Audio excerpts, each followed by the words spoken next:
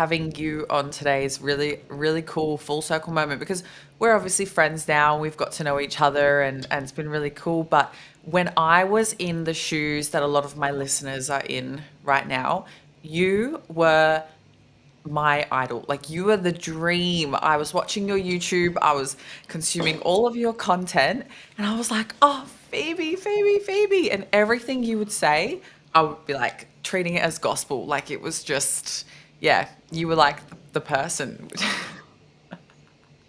Oh my God, I love that. That's honestly, firstly, like really sweet. And it's so funny because like when anyone ever says like, I watch this, I watch that, and I'm like, and they remember things that I've either mentioned or said or anything like that, I'm like, oh really? Like, how did you know that? And I'm like, oh yeah, I forget that I put like a lot of my life like out there, but it really does mean a lot. And I'm able to kind of connect with so many people in that level because I just want to show the real raw side of what getting to where I have been is like, because I do think sometimes it is glamorized and it's seemed as easy and it's really, really not. Absolutely. And we, as athletes, we sort of like see the highlight reels and we compare so easily, right?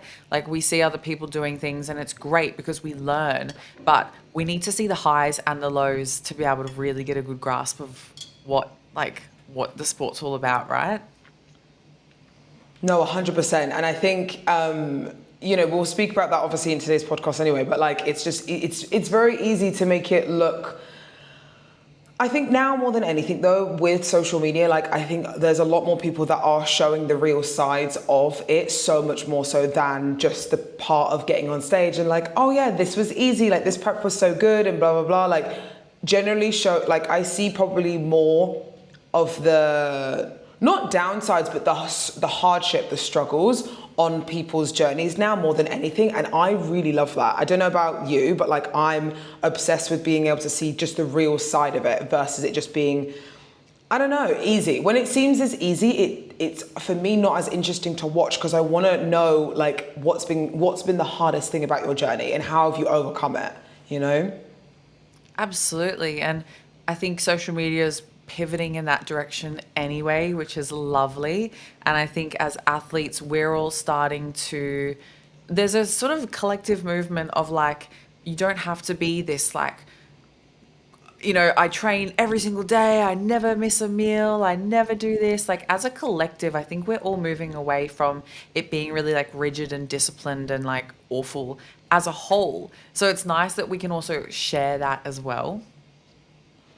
No, 100%. I completely get that because I think I was very much that at the beginning of my journey. And I still, don't get me wrong, I still am that to a certain extent. But I think you and me both, from what I've seen on like your story and like how I'm entering kind of like my 2026 season is very, very different to what I was doing for previous preps and stuff like that. I'm going in with a completely different mindset and just a more open mindset to be able to enjoy a bit more and not just be an athlete, which I've always kind of had that. But I think previously before it was like, for some reason I had this kind of thing in my head where I had to just be an athlete and that was all I could be when I was in certain preps. And now I've really realized that I don't need to be that all the time. I can be more than that. I can be other sides of Phoebe within my preps and stuff like that versus it just be do or die bodybuilder. Absolutely, absolutely. So if someone only saw the highlight reel, they saw like the YouTube and the Olympias and the titles and the business, what do you think that they would completely miss about the journey that has got you to where you are now? I think a lot of people don't realize how hard it is to be a business owner whilst being an athlete. I think that was probably the hardest thing of my preps in like 2022, 2023, and even 2024 that I've really, really struggled with a lot for me.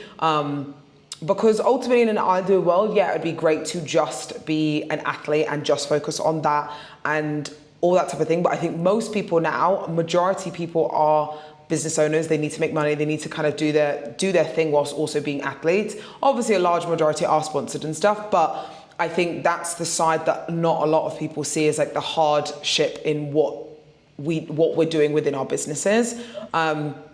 aside from that, obviously the obvious, everyone knows about, the cardio side of things, the training, all those types of things. But I think it's easy to show, lifting the heavy weights, doing the training sessions, doing the cardio, but having my naps in the middle of the day because I'm absolutely exhausted during prep. Like, people don't really see that. And like, don't get me wrong, prep is hard and it has its hard times, but there are so many amazing things to it as well. Absolutely. And the biggest misconception is that when you compete, everything else just like can work, right? But you've still got to do the thing. You've still got to go and see your clients. You still have to show up for your relationships. And I think when I think about like a good athlete, it's who can handle all of those things and who can handle life's hardships as well as prep's hardships. Yeah, 100%. And I always say this to a lot of my clients, is that life doesn't stop during prep. It really doesn't. And again, like I said, in an ideal world, it would. And I think a lot of people would be so happy for it to put, work on pause and this on pause and everything like that because of XYZ. But ultimately, like, that's just not a lot of people's realities. And that's also okay. I think I also like being busy in prep. I don't know if anyone else is, but like, I like having something to do in prep. I'll probably be the busiest I am whilst I'm in prep. So it almost distracts me from being, tired and all the things that come with prep. So it keeps me distracted and I like it personally. But no, in an ideal world, yes, like life would stop. But like, I think also, like you mentioned, like you, as an athlete, I think it's not just about doing the thing and doing, dieting, the training, because anyone can do that ultimately, but it's how you handle everything as a collective together. How you handling your business, how you handle, getting bad news, how you handle maybe having a bad day. Like, it's everyone's reactions to what is going on within your external life and stuff like that. And I think that's probably the hardest thing. Like, when stuff goes on, like, it's a true testament to, okay, how committed are you to making this work? Because ultimately, most of the time, if something bad happens in life, like most of the time, or not even, bad, but something, maybe your day didn't go as planned, people's kind of comfort is to say, fuck it, let's just not even try, whereas the athlete in you, you can't do that. Like, you can't just kind of give up and say, no, let's not do this. Whether that be business, like I think I had a really big memory of, last year when I was prepping for the Arnolds, we were getting the app ready to launch, and that was when we decided to, okay, yeah, let's do it for 2025 instead of 2024, because there was so many decisions that I needed to make, and my brain just was not cognitively there to make those decisions, just because I was in prep. And I was like, look, there's so many things that I really need to be present for and be there for, and I can't give that right now. So I'm more than happy to kind of delay this process. And to be fair, it was one of the best decisions I think I ever done, because when I launched, I was fully present and there, versus it being, oh, okay, I just need to get it done, and then I'm going to be competing and doing XYZ and doing other things. So I think sometimes you do have to put things on hold on prep as well. And that's really tough, because you want to do everything. I don't know about you, but I'm someone that wants to do everything all the time, and I can't always do that. And those are the sacrifices I think that we more so speak about than anything, not just, the food sacrifices and those, not going out, but it's actually cognitively not being there when you really want to be, and like not being like 100% there with your partner, or, not giving them the attention that they deserve and stuff like that. I think that's probably the sacrifice that I hate the most when it comes to a prep, or that's the things that people probably don't see the most. Absolutely. I think all high achievers are the types of people that when they get into prep, they take on more and more and more.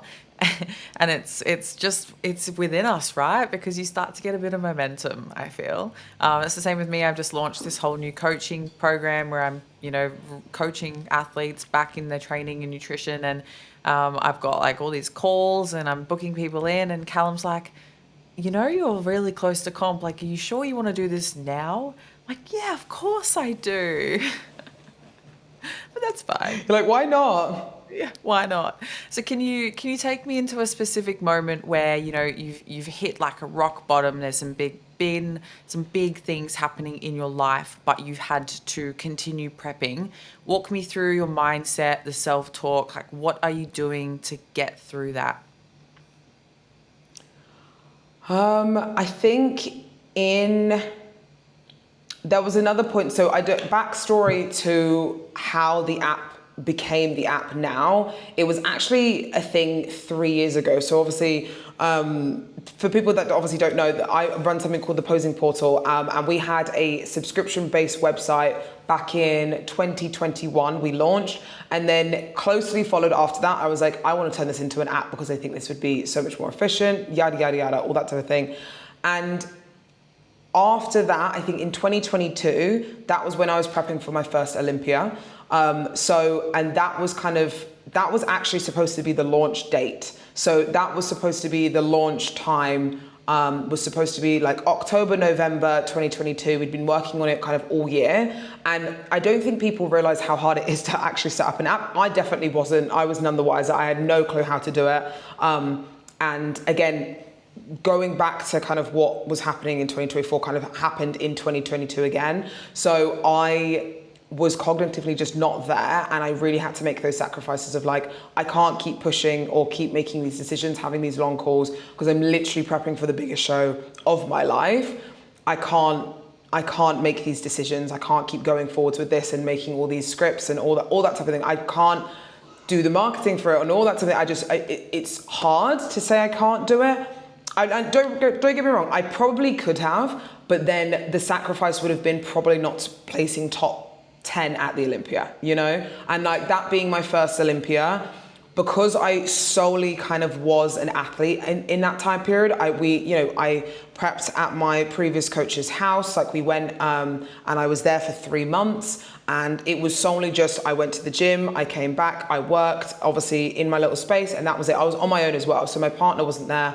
I completely segregated myself, and it paid off in that sense of getting top 10, and it was great. But there were other sacrifices that I did have to make within that prep, which I don't regret, don't get me wrong, but it's hard to then make those decisions now and say, do I want to sacrifice all of that again now for that same goal, And I think my mindset then was, I just need to be on my own. Supportive partner, he allowed me to just say, look, I know you want to bring your absolute best, and I think the best thing to do is to go over to the US, fully prep there, submerge yourself in the prep and like go for it. And I don't think I'd be where I am now or got that placing without that.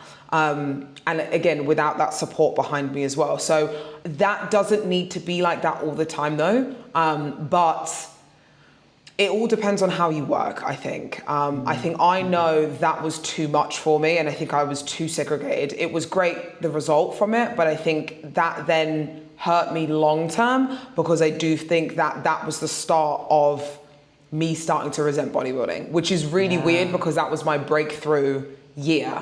Moving forwards then in 2023, I kind of was like, right, I'm going to focus a little bit more on business and prepping at the same time. And, the sacrifice was I didn't get top 10 at the Olympia. I wasn't able to give my fully all to that prep because I was, stressing about business. I was picking business a little bit more over competing and stuff like that as well. I was still trying to do both, but it was very hard to do that. I had an Arnold's invite for 2023 as well, and I had to say, I can't do it. I was I think about 5 weeks out, and I said, I can't do this anymore. Then continued to do 2023 Olympia, and obviously got 11th, which is still absolutely amazing, but it's not 7th, from what I got my first debut. So I think everything I'm trying to say here is that there will be sacrifices left, right, and center, and you just have to know how to react to them and how you're going to come back from them as well. So I think for me, I needed this break. I've had, I think, almost 2 years off stage now. And it was really, really needed. I needed to be fully off of the bodybuilding train and kind of almost like relearn my love for the sport again. Yeah. Okay, so let's backtrack. There's, oh my gosh, so many amazing things in there. I love the fact that you've said about the sacrifices, because we do have to pick and choose. And, there's always, no matter what we do in life, even if we're not even an athlete, everything we do is going to require pain and sacrifice in some way. So it's like you just have to pick and choose and be confident in your choice, and then don't get FOMO for the other thing. I think that's the problem. But I want to dive into, so this resenting the bodybuilding. This is a fantastic, conversation for us, because I think we've both kind of gone through it. And you spoke on it just a little bit there. You had this time where you were so immersed in the bodybuilding. You put your relationships aside, you put your business aside, you did everything away. You focused on bodybuilding. You got the tangible results, top 10 of the Olympia. But I want to hear, why was that the start of the crash? I think it was the start of it because I I think I had to change a lot of things about myself to get to where that was ultimately. So, staying in America, being away from my partner for 3 months, I think, there was a lot of things like I love being social and being me. And I don't know, I think for me that prep was it was a very tough prep. And I don't think I spoke about much about how hard it kind of was mentally, because I was just alone a lot of the time, which again was no one's choice, par mine. So it's not like I'm saying that was anyone's fault, because it's not. But I thought that would be the best option for me, to be fully submerged in the bodybuilding lifestyle and say, hey, let's just completely go balls to the wall. And I think the reason I wanted to do that was because I wanted that result, and it worked. I've seen it happen before, where when you are completely focused on just that, it's very easy to say, okay, I'm going to focus on this one thing, and it's very easy to achieve it because you just need to completely lock in, right? But I think Yes. mentally, when I then tried to do that again, I realized that I didn't actually enjoy it as much. So in 2023, I said, okay, let's try and obviously build the business a little bit more and all that type of thing. And I won't lie, someone close to me at the time did say, like, you're gonna have to pick, and I think you're gonna have to focus on being an athlete more than being a businesswoman. And I didn't like that, because I didn't want to give up everything I'd worked for this other goal of mine.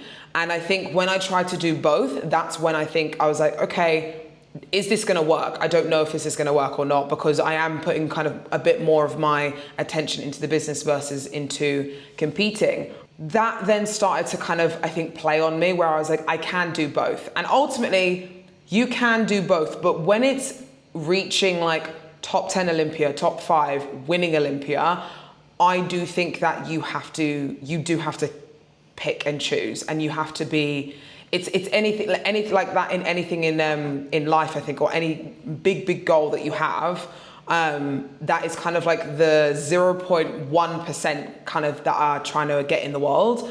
I think you do have to kind of pick and choose. And I think that's what I'm now realizing, and trying to figure out, what do I want to go for kind of moving forwards. Do you know what I mean? Like, do I want to be Miss Olympia one day? Do I want to get in top 3? Do I want to try and and don't get me wrong, you can do both. Like I've said this before, you can do both, but you are going to have to sacrifice more than you want. And I think at the time, I wasn't okay with sacrificing. I said to myself, I can do both, it's fine.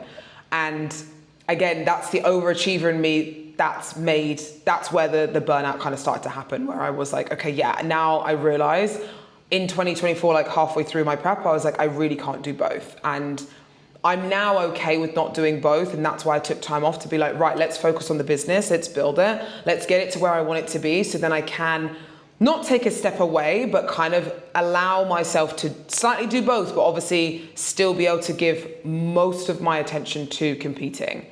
Yeah. And so when you look at the top 5s and the top 10s that are giving it their all, for you, did you find that just wasn't making you happy? Like that time where you did commit 100% to the bodybuilding, you said you sort of lost yourself and you lost your socializing. Do you think that if you were to commit again, it would be different now that you've kind of got that realization? I think so, yes, because I do think that like I said, my mindset was very, like, it was so different where I really didn't, I don't know, I think 2022 prep, I was a different person. I mean, obviously we're all different people as we kind of grow and stuff like that anyway, but I do think I was a completely different person back then where that was all I could see. And I think that wasn't a bad thing because it got me to where I wanted to be. And I know I can get that mindset again, but I do think that when I look deep into that prep, like, was I really happy when I was there and doing that prep? No, I really wasn't happy. Like, with who I was and what I was doing, I wasn't happy from day to day, honestly. In 2023, I enjoyed myself a lot more, but I didn't get the results I wanted. So it's now trying to find, okay, and then in 2024, obviously there was a lot of life stuff that happened and stuff that got in the way of other things. And now 2020, going into 2026, I think for me, I'm just gonna try and allow myself to it won't take each day as it comes, because I think I'm very much the type of person that kind of looks at things from like a 5-year perspective and really misses being in the present. So I'm really focusing on being, okay, if I do this now, this will help me achieve this in a year's time, versus just thinking and being in the moment now, you know? So I think my mindset will be different. And I think I also have people around me that can support me and help me with the mental side of things a little bit more, versus it always being so full on. And it sounds really weird, but I want to try and be a little bit more in my feminine side when I'm competing, because I've spoken about this on another podcast before, but I do think that it's a very masculine energy I start to adopt when I'm in prep. It's very like do or die, hit it hard, go big or go home, which I think is a very good mindset to have because it helps us achieve a lot of things. But then I think we lose that either empathy side or the side of us that feels a little softer and feels a little bit more like emotion versus just either a push, you know?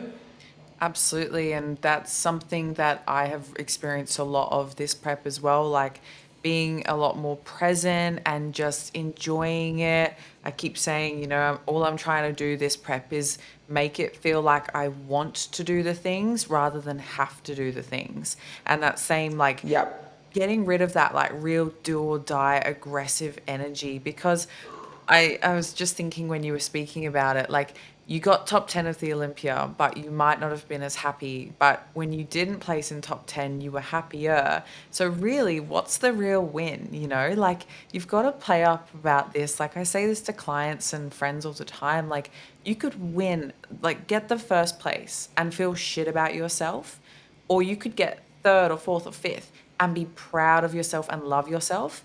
What's the real, like, who's the real winner? It's the person that's happy and in themselves, they feel good. And I think that's so important, especially for these young athletes listening that, you know, they're not chasing this top 10 Olympia. The people that are starting out in bodybuilding, like it's so important to still love yourself, be present, be happy, be intentional, because no placing will take that or give you that if you don't have it already. Yeah, and it's so funny when you were saying that, like obviously, you know, you could win but not be happy, or you could, you know, get third or fourth and be super happy. The old Phoebe in me would be like, well, you know, bodybuilding is sacrifice. It's supposed to be hard. You're supposed to push yourself, and I still believe that to this day now. But I do now I look at things of, yeah, I could win and do this and do XYZ, but if I'm not happy with myself, the external of that win is great, but the internal of it, in my opinion, would not be worth it. So I think for me, it's really like, I think people sometimes are like, you need to just take emotion out of it and just not be emotional. But I want to be emotional in preps. Like I want to be emotional in preps. I don't want to just kind of switch off and just have to go on robot mode, because that for me, I do think was, again, another one of the reasons why I started to resent kind of parts of the process, because I wasn't able to be present. I was just in robot mode and just doing what I was told, which again, I know we have to do that, right? We have to do that to get to where we need to be. But I also want to be able to remember these moments in a good manner versus it being like, yeah, I felt like shit, but I won. Like, I don't know. I don't want to do that anymore. I also think that's, for me, is when you grow up, or you're starting to grow, like as you get older within this sport, I do think that you start to look at things in a different way, because in my opinion, obviously I just turned 30 this year. In my opinion, I'm not coming to the end, but I probably don't want to compete past, I say this now, it might change, don't get me wrong, but I don't want to compete past the age of 35. Yeah. Because I want to focus on other things within my life. I want to do my bodybuilding thing and then close that chapter and move on to other sides of my journey. And for me, I want these preps to be memorable versus me being like, yeah, I sat 3 months by myself and like, it felt like absolute shit, but I won. It was great. Like, you know what I mean? Like I want to have like good stories where I was like, yeah, I held a seminar like whilst I was doing this, and I had some really amazing times with this, and I really like found myself a lot better because I spent time with myself and I did XYZ, like taking care of yourself more versus just doing it just because you have, like you said, doing it because you have to. I want to do all these things versus having to kind of do that. And I think, again, that's where resentment kind of comes from. If you have to do something and you don't want to actually do it, like, don't get me wrong, no one wants to do cardio. No, like everyone, sometimes people, want to do cardio, but like sometimes those cardio sessions where you are absolutely exhausted and the last thing you probably just be like, I really would love to not do this, but obviously I have to, and that's okay. That's discipline. But the entire resenting an entire prep, which was literally me in 2024, is not something that is healthy for in the sport. Like there has to be some line where you're not in the trenches 24/7. Like you have to enjoy what you do. Otherwise you can't be successful within it at all, 100%. And everything you're saying is like resonating with me so much, because we are, I think, really, really similar in that mindset. And I've seen it in Callum, my partner. I've seen it in myself. Like the more you do resent and the more you go just all in and you block out. I mean, what's the thing that C-Bum says, right? Like you numb the bad and you numb the good. Like if you go into monk mode and you just lock in, you're numbing everything. And I'm definitely, life is not worth living in that way. And I do see that familiarity in my first few preps. It was like nothing else matters. And I guess when you're young, it is different. Like you're 21, like nothing really else does matter, to be completely honest. I'd love to hear your thoughts, because I, as well, in those early preps, I sort of neglected my health. I sort of thought about things that I was doing. I didn't think about things I was doing. I didn't think about my longevity. I didn't think about my hormones. I didn't think about my health or healthy relationships or anything. And I'd love to hear, was that the same with you with your first few preps? Yes, my first prep that I did was with my partner Max. He actually coached me into it, because my first prep I literally prepped in 4 weeks. Don't get me wrong, never do this. This was not like this is like so great. Like again, we had no clue what we were doing. We literally were just like, cool, let's add in cardio and cut out all carbs. That's literally what we did at like 4 or 5 weeks out. So like we weren't looking at health. That was prep number one. Granted, we won the show. It was great. But ultimately, did we look after things? Probably not the best. My second coach, he had a little bit more of a plan, but he was a little bit more old school bodybuilder. So it was, again, very just do or die, kind of like a lot of cardio, not a lot of food, train really, really hard, kind of exhaust the body and kind of push yourself almost to your limits, which I do think that taught me discipline to a certain extent. But again, I think now, in this day and age, we have a lot more information. We have so much more access to a lot more information.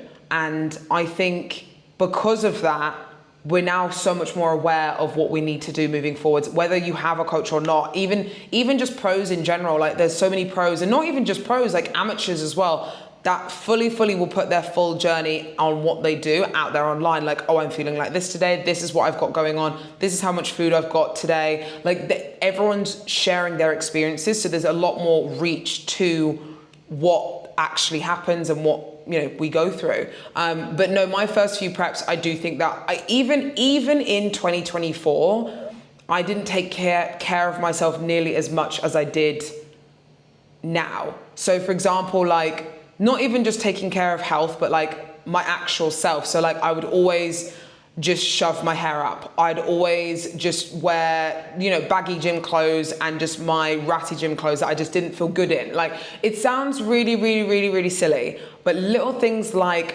just doing yourself up, just making yourself feel good on the days that you don't feel good, like just because of prep and stuff like that, are so important. Like little things like doing your skincare, taking care of your nails. Like, it sounds so silly, and I only think girls will understand how this feeling feels, but really taking care of yourself, because it actually then makes you take care of yourself long term. Like all these things like then matter in prep so much more, because even though you can't be bothered to do it, or you're like, oh, I'm tired, I don't want to do this, you do it anyway because it's something that feels good for you. And you honor yourself because you're worth that feeling to feel good, if that makes sense. Because I think for me, because I felt like awful and I didn't want to do any of the prep, I kind of just did it because I had to. I didn't take care of myself at all. Like I would wear my old clothes. I just go to and from the gym. I didn't care what I looked like. Like I just lost myself a lot. And I've not actually really spoken about that a lot, to be fair, but I really just lost who I was. And it sucks when that happens, but it was a good lesson for me, because I know now that I need to do, like, there's little things that I need to do to be happy within my preps and stuff. But sorry, to answer your I always go on a tangent, but to answer your original question of like, I kind of did the same in health and didn't take care of myself. Yes, even in 2024, like I didn't take care of myself nearly as much as I did now. And I think now more than anything, because I am older, I'm like, it's really important to do this now. Like, even now, even when you're 21, I think because there's more information, like I said before, we can take care of ourselves a lot more. Like, people are looking at blood work more, people are taking things seriously, whereas before, I think it was very much like, I don't know, whoever was pushing the hardest kind of was like the hardest worker in the room. Whoever had the least calories and the most amount of cardio was deemed as, oh my God, they're the best athlete, you know? Whereas actually, does that mean you're the best athlete because you have the lowest? Probably not. Like, that doesn't define what the best athlete can be. Yeah. Well, more suffering does not equal more results ever. Like, that's not the equation. It's just not the equation. So take me into this rock bottom moment where you did lose yourself. What did that teach you about yourself?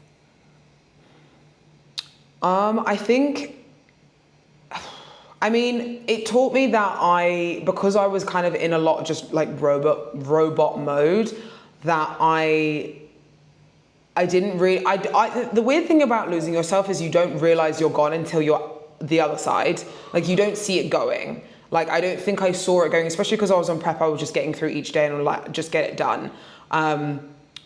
Because I completely switched off, I hadn't realized it during prep. And then when we kind of came out of it last year around April, I went to Ghana, to Africa, with my dad for his wedding. And then when I started to kind of like feel myself again and kind of just surround myself with people that I wanted to be around and just step away from bodybuilding, I actually found myself more than anything. And I was like, I don't want to train right now, and I'm not going to. And I didn't train. And I trained, I think, like maybe twice during that time. And I was like, I'm not going to do cardio. I'm not going to do my steps because I don't want to. And I think the hard thing was, because I had so much resentment for bodybuilding in that moment, I didn't want to do all the things that we should do when we reverse, because I was like, I'm not happy. I'm not happy with who bodybuilding has made me right now. So, and that's not bodybuilding's fault. That was ultimately my fault for not taking care of myself during a very hard period of my life. Do you know what I mean? So I think the things that I think I could do better is just recognize my worth within prep a bit more. Like on the bad days, don't kind of give in to just taking out all of my emotion and saying, hey, like,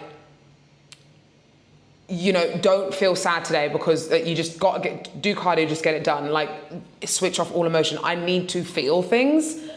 I've really noticed about myself. Like, I need to feel the shit. I need to feel upset. I need to feel the anger. I need to feel happy. I need to feel those things to be successful within my preps, my business, my everything, really. And at first, I honestly thought that was a weakness. I thought my emotion was a weakness for a very long time. And a lot of times in 2024, that's where I was like, okay, switch it off. And then when I started to honestly switch it on, because I started to go to therapy, and she was like, just feel it all. And I was like, but feeling emotion, like, in my opinion, from all these times, because bodybuilding has taught me to kind of switch off and not feel those emotions, it was weird. For a very, very long time, because at that time period in 2024 where I did have just a switch off, I didn't know how to feel emotion. That sounds so silly, but I really didn't know how I was supposed to feel in kind of certain ways. I was like, do I feel upset because of XYZ? Do I feel happy because of XYZ? Like, I kind of got myself confused, which sounds really crazy, but yeah, that's kind of where we were in 2024. It was a hard time. That's not crazy at all, because I think we all go through it. We get this reinforcement that the harder you push, the more you ignore everything, you just go, the better the results are going to be. And I think that, you know, C-Bum is such a good example of this. I keep referring to it because he really speaks on this, right? Like, feel those feelings. And Callum, my partner, went through the exact same thing of having years and years and years of just being a complete robot, until things started to crumble until we started to have a go, like, okay, we need to like reassess. You need to start to feel the negatives and feel joy, because at that point he couldn't feel anything. And so I really do resonate with that with you. How did it feel to then start to rebuild? So you took some time off training, cardio. What was your first steps to getting back into it, but with a sense of, doing it because you want to? So during this whole time period, I actually obviously had a brand new coach who is my current coach obviously now, Jamie Bernard from Fit Body Fusion. And I want to give her just a little bit of, like, not even a little bit, but a lot of praise, because what she helped me see was exactly like those feelings, because there were so many check-ins where I was like, I don't want to check in because I feel awful. I haven't been this athlete that I know I could be. I've been XYZ. I don't feel like I am where I need to be. And she's like, it's okay. Let's reassess. Let's try and figure out where you're at in your head, and guided me more mentally than I've ever been guided in my entire life. And I said this to her before, having a female coach has been such a really random, eye-opening experience, because every single one of my previous coaches, I've had four coaches in total, four coaches in my 10 years of bodybuilding, and they've all been male. So I have never had a female coach. I didn't know if I'd resonate with a female coach, but from a mindset aspect, I think for me has been the best thing possible, because it's helped me get my emotion back and feel those emotions and be okay with feeling those emotions. And not to say that men don't feel emotions, because they definitely do, but they have more of a masculine approach of just get it done, let's fucking go, like keep going type vibe. And I am interested to see what my preps will be like moving forwards, if Jamie will kind of enforce that. And I do think she will, because already she's kind of like upping the ante a little bit more, but she's understanding of, obviously, during this period of time, it's been a lot more understanding of my emotions and where I'm at mentally, versus it just being just get it done, you know? And I think that's a huge credit to her. And I want to credit that to her a lot of the times, because I don't think I'd be able to get through 2024 and 2025 without her. So I do think that, sorry, what was the question again? I completely went off a tangent there. No, and I really, I quite like what you just said then anyway, and I kind of just want to keep touching on that because that's really important, having that emotion side of things. I was just sort of talking about I don't even know where we were going with that, to be honest. What I know, I completely forgot. I actually really just was just thinking about the fact that I have always said myself, I'll only have a male coach. I'll only have a male coach.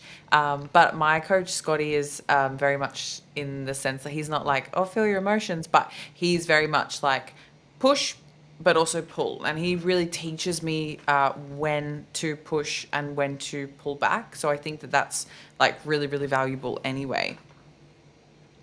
Yeah, 100%. The thing is, I think it's not even a male and a female thing, but I think females are in their emotions so much more than males, and I think it's very easy for males to just switch off the emotion and say, "Hey, like, just do this and execute. Well, I'm gonna give you a plan. You execute. That's it."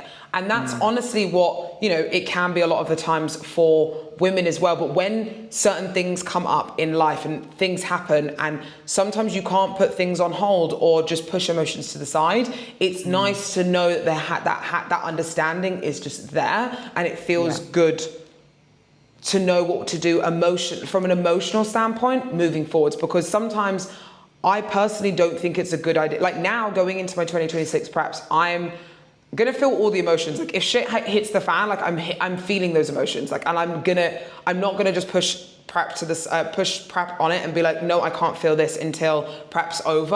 I'm gonna feel those emotions and deal with it then and there, And I think that's something that I've definitely learned during all of my previous preps. And not saying that was in the wrong way to do it at all, because we've all had to go through kind of those phases in prep to get to where we are now, but actually feeling what we need to versus just being robot mode. Honestly, for me, it's going to be a really eye-opening experience for 2026 for sure. Because obviously I say this all now, but I've not actually experienced it to now yet. But yeah, I'm excited for it. And I think that's kind of my advice, I guess, for anyone like listening and stuff, is just like, just try and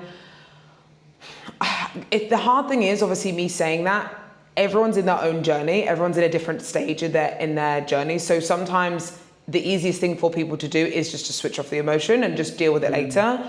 But I think that then, for me, long term, I think that creates so much more damage because, and that's just speaking from experience, I just then resented a lot of the things I did love about bodybuilding because of the emotion side of things and the mental side of things. It's absolutely a fine line. I'm thinking about, different people that I come across in posing.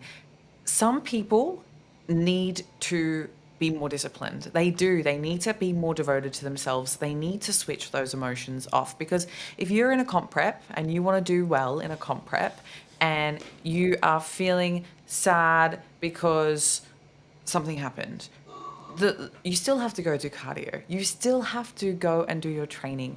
Like, these things are so important. And so there is a fine line of like, yes, you need to do the thing, but you also need to feel those emotions. And everyone is going to be a little bit different in the way that they are wired. Like a lot of, like you, for example, you are able to just do the thing and you block out the emotions. Whereas there's a lot of people that probably block out the thing and go too far into the emotions. So it's really about finding the perfect balance for you and where you are at in this very moment. If you are the kind of person that always skips training, and I don't know, I think about people that say like, oh, I couldn't track my food this week because like I broke up with my boyfriend. It's like, you probably could have still tracked your food, But yeah. Don't then ignore breaking up with your boyfriend and only think about food. Like, try and do both. Yeah, this is the thing, and that's you explained it perfectly there, because obviously, again, we come across so many people because of being posing coaches. Like, we come across so many people's different lifestyles, and I think I personally sometimes feel like we get to know people from a posing perspective. You get to know people's lives more than if you were actually coaching them, because you'll catch them in a moment and I'm like, how are you? And they're like, not doing great. And I'm like, okay, how has life been getting on? And like, sometimes it's a therapy session, sometimes it's a posing session. It could be either or. And that's why I love being a posing coach, because I can really be part of someone's journey, like a little bit more so than it just being kind of about the posing. It's about kind of their mental and how they present themselves anyway. But I do agree on that sense where there's a fine line of, you know, I just chucked everything out the window and said, oh, because of my emotions, I didn't do this. But equally, it's the exact same the other way around as well, in my opinion.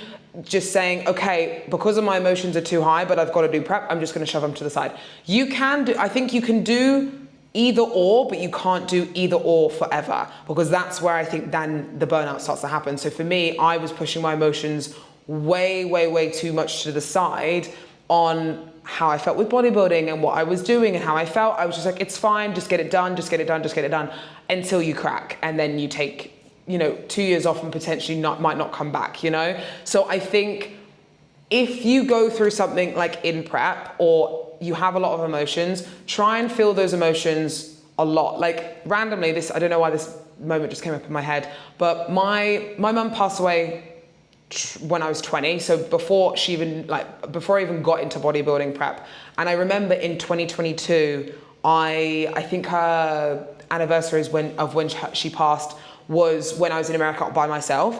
And I tell you, I probably cried that whole day because I needed that outrage, but I didn't do that on the day of it. I think I did it like a couple of days after, because I was like, I can't feel this emotion right now. I need to push that to the side. I need to not think about that at the moment, because I've got to do cardio, I've got to do clients, I've got to do this. And then a couple of days later, it came tenfold, even more so than anything. And I think because I let that emotion just build, there was nowhere else for it to go. And I had to take a rest day on that day, because I was like, I'm exhausted from crying so much, which I know sounds awful, but that's what I mean, where the pressure just builds. And at some point there's going to be a huge release. And I think if you don't feel your emotions during prep, or speak about how you feel, or I'm very much the type of person now that I know when I speak about how I feel so much better. And I know not everyone is like that, so I understand that obviously not everyone wants to kind of speak about their emotions and stuff, but it's something that needs to be done, because whether that be publicly or just privately, with a friend or whatever, how you will feel so much better. Whether that's big or small, it could literally be the tiniest thing, I feel like shit today because I'm tired. Okay, cool, that's fine. Get that out. Speak about it to someone. Think about it for yourself or something like that. Just feel the emotion, let it be, and then move on from it, versus letting it just pass you by, and it's just going to build up, and then you're going to crack at some point. Yeah. And that even goes for relationships and everything. If you don't speak about these things with your partner, they fester, and then they turn into a big ass argument. There's this big fight, and it's over spilt milk. And it's well, it's not really over spilt milk. It's over all of the things that you've kept bottled up for so long. And then, as you said, the pressure builds and it explodes. Yeah, and I think it's really, I've learned more than anything now is just to say how I feel, just straight away.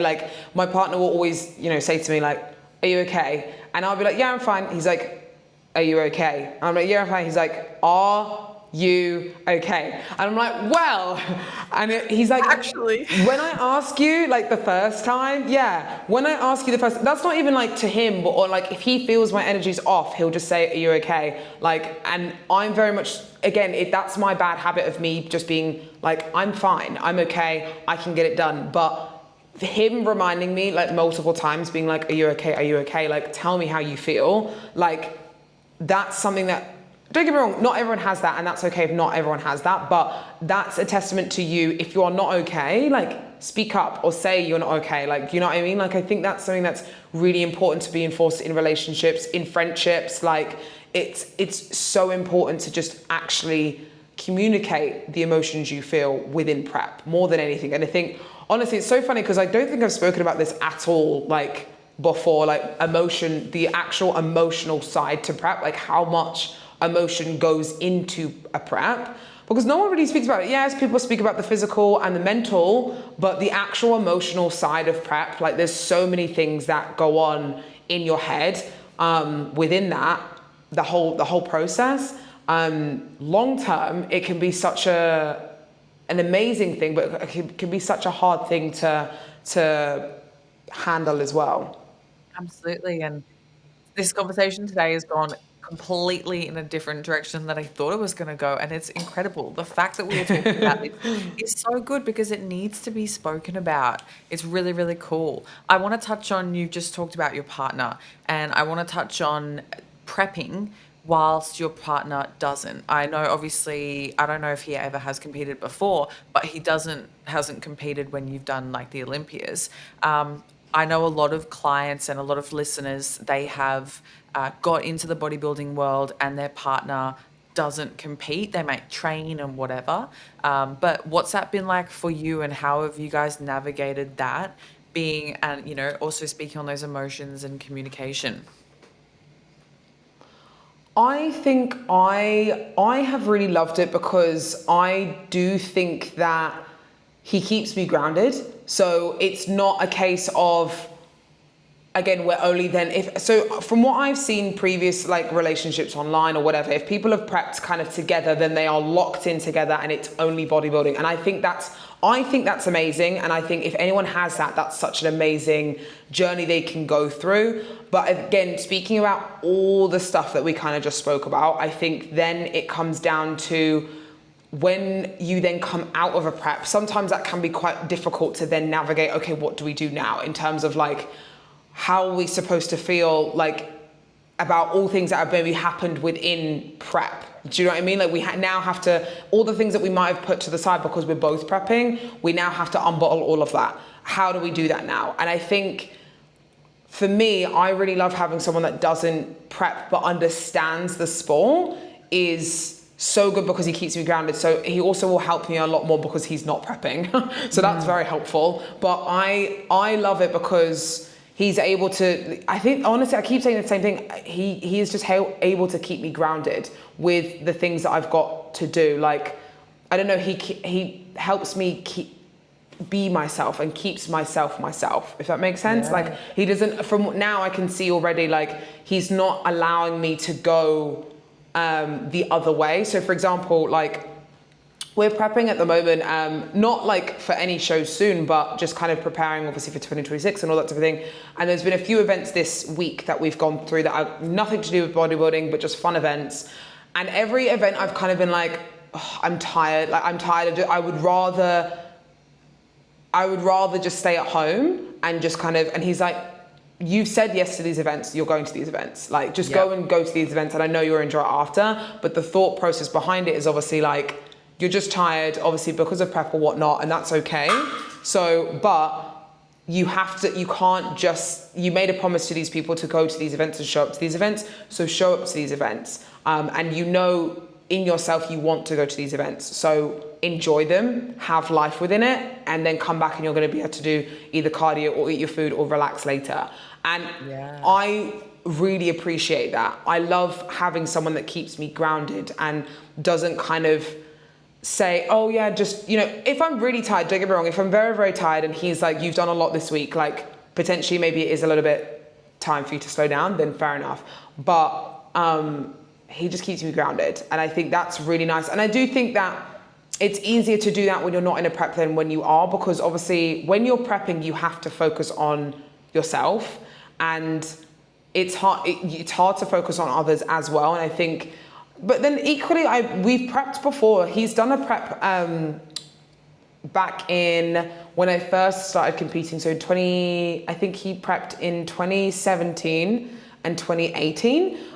So when I won my pro card, he actually competed at that show as well. So he has prepped, he knows what it's like to prep. And to be fair, when we were prepping together, obviously it was nice to, have gym dates, go to the gym together and do cardio and all that type of thing. So that was fun in itself, to be fair. But I don't know, that seems obviously such a long time ago. So for me, I'm like, I don't even remember that side. But I do love the fact that we can do things together and it's just a bit more normal life versus it always being revolved around bodybuilding. And I think it's a little bit of life and a little bit of bodybuilding, and that's how I like it personally, versus life just being completely submerged into bodybuilding. And again, I think that goes back into all my previous preps and stuff as well. Like obviously, I left the country and left him here whilst I prepped in a different country and just submerged myself in bodybuilding. And I think, yes, it worked to a certain extent, but like we said before, obviously I wasn't happy massively with it. So I think I like a mix of both lives, and if that makes me less successful, I think I'm okay with that at this point, which is weird to say that because I don't think I've ever said that, but I think I would rather now, like I've done top 10 Olympia, I want to do it again, don't get me wrong, and I will do my absolute hardest to get to, where I need to be, but I also want my preps to be memorable within myself. Like I want to be like, I enjoyed not every moment, but most of the majority of this moment because I did it my way. And I did it because I enjoyed the sport wholeheartedly versus being like, yeah, I hated that because it was XYZ, or I had to be this different person, or I had to, seclude myself or whatever. So I think, and I think he reminds me of that a lot of the time. Yeah, I love that. I love that. I love what you said before about that you can have either or, but not forever. I think that your life goes in phases. At the end of the day, like you can have phases where you focus on bodybuilding, you can have phases where you focus on business, focus on your relationship, and your relationship can also go through phases. You can have a time where you're going to say, look, I'm going to be selfish, and there's going to be a time where you can prioritize your relationship. And I think whether or not your partner bodybuilds or not, you're still going to have that. And I think that's really important to just be clear about that. Like, okay, I'm going to have this phase, I'm going to be dedicated, but your partner also has to understand that and support that as well. And I think that's what you guys have really, really handled, have got, is that you both have the understanding of each other's goals and each other's needs and values. And you're both able to bring the best of those values out in each other. He's helping you stay grounded, whatever you do for him. And I think like I see that with me and Callum, like this prep is the first prep ever where I've prepped alone. We've always prepped together. And it's really interesting, like we've always done it and we've always been so engulfed in bodybuilding. It's been breakfast, lunch and dinner talk. It's been everything we've ever talked about. And then this prep, it's kind of different, I've got my business that's really pumping, so is Callum's. We've got our personal brands that are kind of building. And so it's nice to have not every conversation around bodybuilding, because we used to have to we would have to say, okay, we're going to go to the beach and we're not going to talk about bodybuilding. Like we're going to set a rule. And it's crazy that we had to set a rule to not talk about bodybuilding, but that's all we knew in our relationship. So it's nice now. I'm enjoying the same. If somebody listening though has a partner who doesn't really understand bodybuilding, what would you say is the most important thing that they do within their relationship to keep it, probably communication? I think communication would be the best thing to help get their partner understanding it, and also show them what you do, because I think that's one thing I think a lot of people do struggle with, is either whether that be friends. I've heard on podcasts before that if your friendship group or anything like that doesn't understand bodybuilding, then just ditch them. And I just think I don't think that's the way forwards. I think we don't if someone showed me, for example, I'm trying to think of an example. If someone showed me the Pilates world, this is a really, really random one, it just pops into my head. If my friend came to me and said, hey, I'm going to become this Pilates expert and this, and all that type of thing, me as a person, I would want to be intrigued by it and be like, okay, cool, what's it about?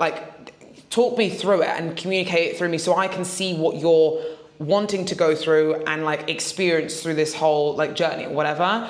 And I think if you don't understand something, how are you ever meant to support someone? And I think when people kind of say, oh, if my friends don't understand bodybuilding, then I'm ditching them, I don't think that's the way forward. I think you have to, as a friend, show them what everything's like. Take them on a gym session if you want to. Explain to them and talk to them about food and all that type of thing. I know obviously sometimes people will, joke about things because they don't understand it themselves. But again, that's just might be the way that people kind of communicate to you. You're doing this thing, but I'm still proud of you. Do you know what I mean? And I think if obviously people don't support you and they are obviously then, you know, completely hounding you and all the time not really giving you the credit you either deserve or putting you down, then fair enough, you can reconsider. But I do think that we're too quick to, if someone doesn't understand our world, to say, oh, okay, then I don't want to be friends with them because they don't understand what I'm doing.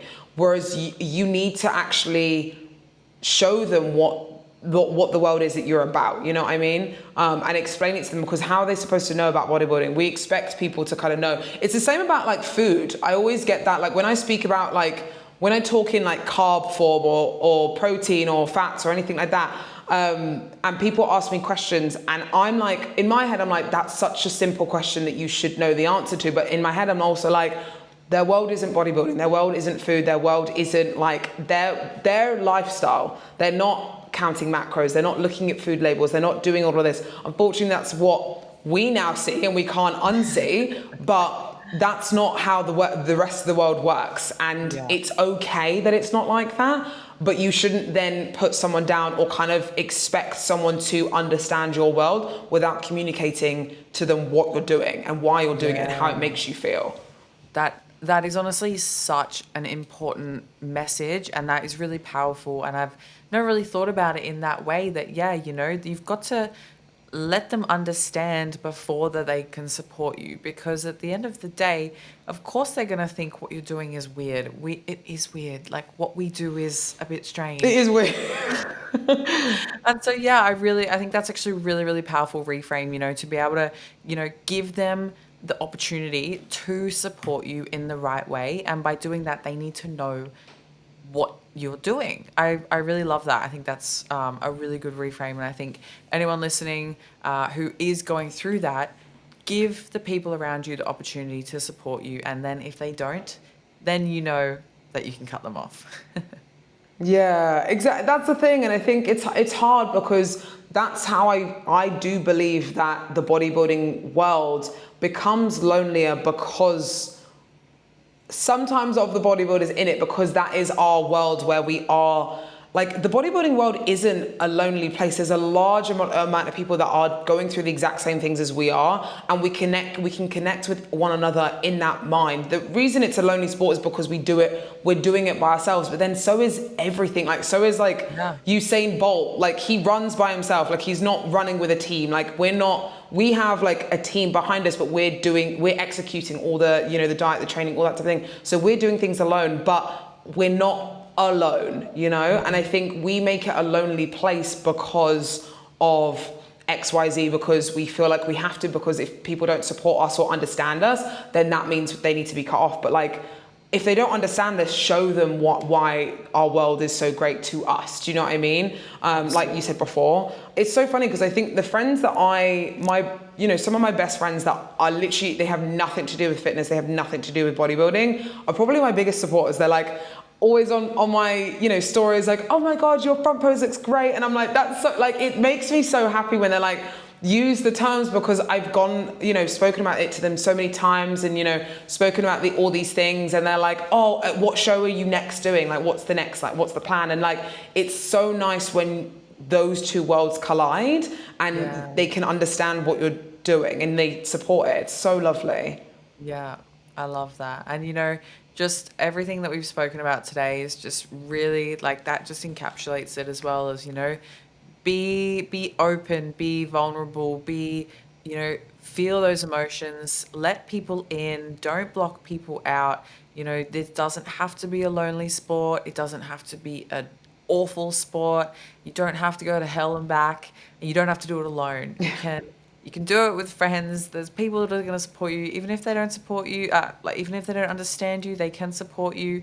And I think that we are in control of whether we block that out or let that in. We're in control of whether or not we block out the good and the bad and the ugly, or we can let it all in and we can experience it all. And yeah, this has been an absolutely epic chat, and I'm really, really excited for everyone to listen to this, because this is a side of bodybuilding that does not get spoken about. And I'm so grateful that you brought up this at the start, and that we've been able to spend an hour pretty much just talking about emotions, which is fantastic. Yeah. Yeah, I've loved being able to be part of this and like speak about it and stuff because yeah, it's something like you said that doesn't really get spoken about, like the emotion beside that, like in bodybuilding. So yeah, it's been great. So thank you for having me. You're very welcome. Well, I'm so excited to have you on for a part two at some point. I think we have so many more topics Yeah. to cover. I would love to have you on after the Olympia and we can kind of dissect everything that's going on because all my bodybuilding girls want to hear. But such a big audience of mine is just people that want to get better in every area of their life, and this conversation can apply to everything, whether or not you are a bodybuilder or not. This can apply to your relationships, your business, your whatever. It all goes hand in hand, and we can really bring that into everything. So yeah, I think it's going to be a really good chat. But guys, thank you so much for listening. Thank you, Phoebe, for coming on. You'll definitely see Phoebe on the pod again. We're going to make a part two happen ASAP because this has been such a good chat. But if anyone wants to find you, can you give your Instagram handle so people can follow along your journey?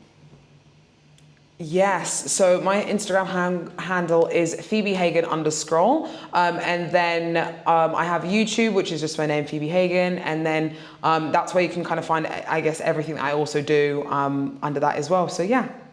Epic. Yeah, well, Phoebe's a fellow posing coach and she's a fantastic one at that. And yeah, you guys definitely watch the YouTube. Honestly, it's something that I got brought up on, I feel, in the bodybuilding world was your YouTube. So it's definitely a good channel to follow. But thank you so much for coming on, Phoebe. Guys, if you like this episode, please share it with somebody that you think needs to hear it. Please put it on your story, screenshot it, put it on your story, tag me and Phoebe. We want to hear how you liked it and if you took anything valuable from it. So I'll speak to you all in the next episode. Thank you, Phoebe, and we'll talk to you soon. Bye.